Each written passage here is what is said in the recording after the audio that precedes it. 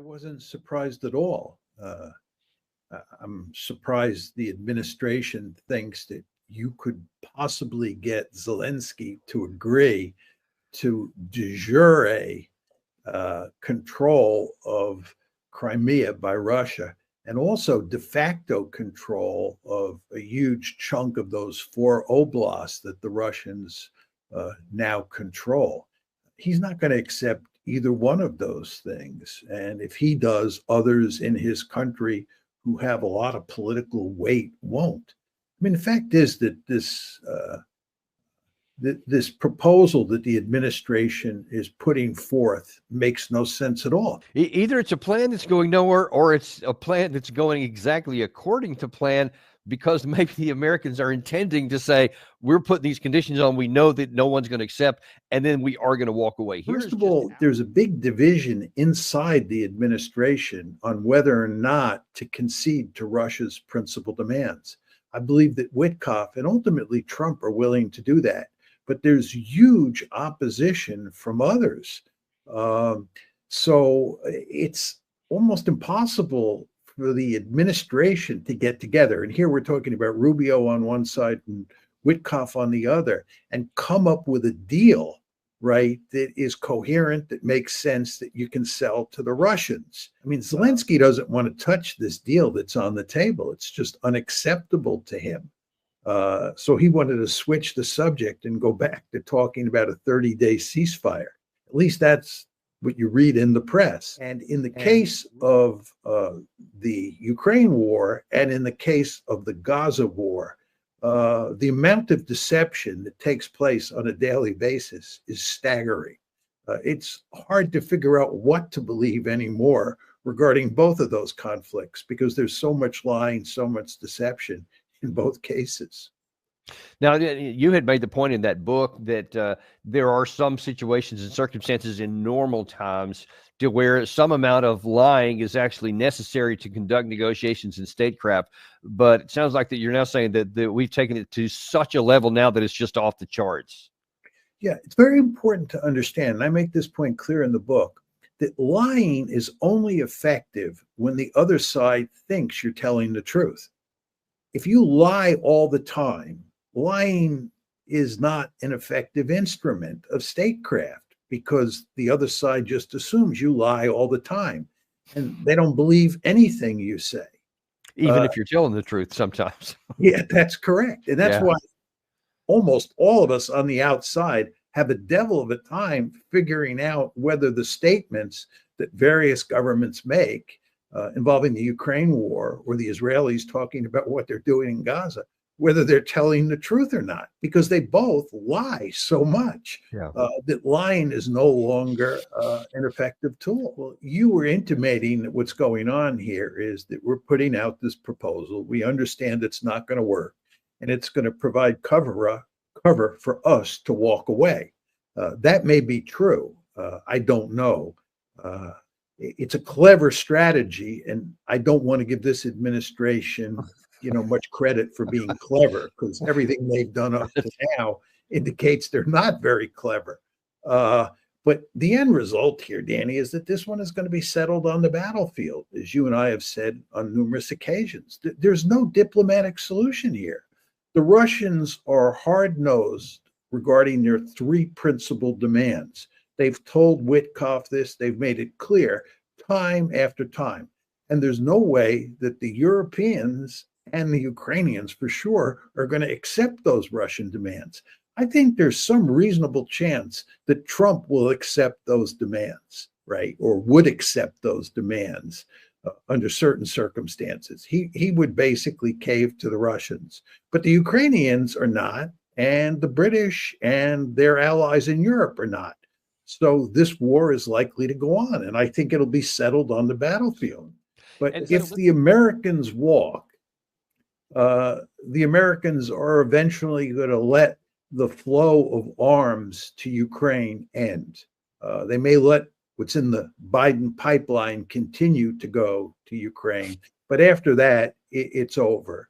And we will surely diminish our providing intelligence to the Ukrainians as well. Now, as you and I both know, the Russians are winning on the battlefield, even with the flow of American weapons and the provision of American intelligence to the Ukrainians.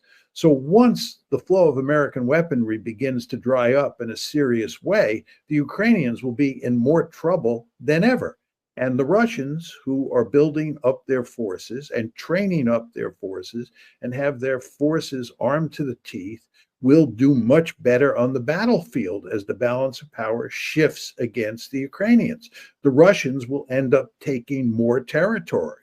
And at some point, the Ukrainian military will collapse, and they'll come to us and they'll ask us to help to negotiate a settlement, because they're going to lose on the battlefield. The Russians are ultimately going to win.